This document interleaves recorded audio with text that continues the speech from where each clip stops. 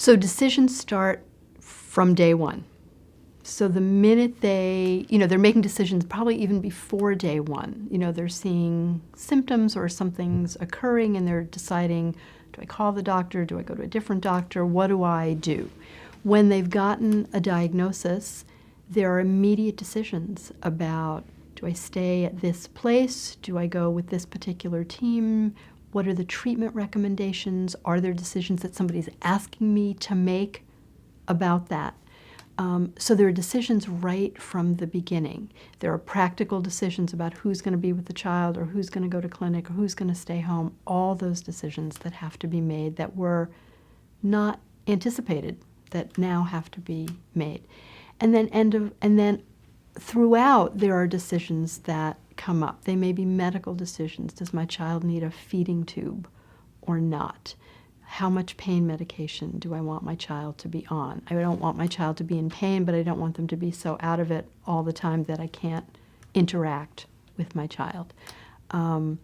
There may be decisions about certain medications. There may be medical decisions where there are choices and gathering the information from the medical team. There may be recommendations from the medical team and there are decisions about, do I want to go with that or do I want to do something different?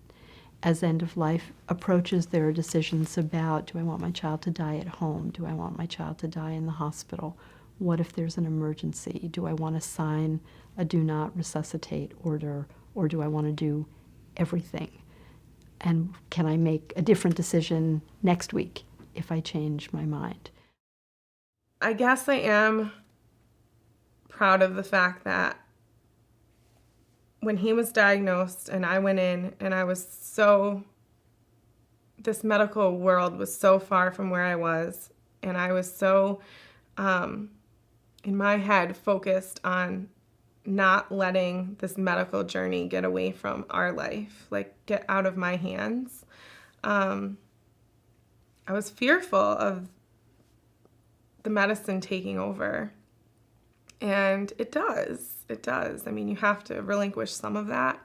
But I guess in the end, I am really most proud of the fact that I was able to make those decisions on his behalf, and that I really feel like I did everything I could for him, and that when I knew we had turned that corner of quality of life, that I was able to accept that for him, because I would have fought this and lived this life for myself for the rest of my life, but it wasn't fair to him.